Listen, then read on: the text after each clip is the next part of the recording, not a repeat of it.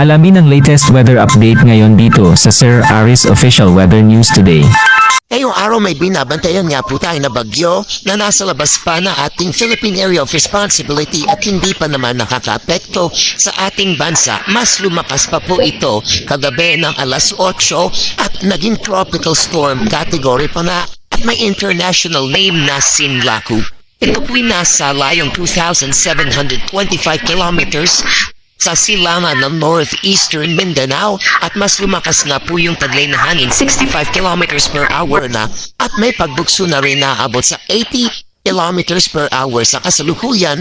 Umikilos po ito pa Kanduran, medyo may kabagalan 10 kilometers per hour ngunit hindi pa na po ito nakakapekto sa ating bansa. Samantala, yung ating ridge o yung extension ng high pressure area, ito po yung nakakaapekto mainly sa ating bansa. Specifically, sa may northern at sa may central Luzon na magdadala ng mainit at maaraw na panahon.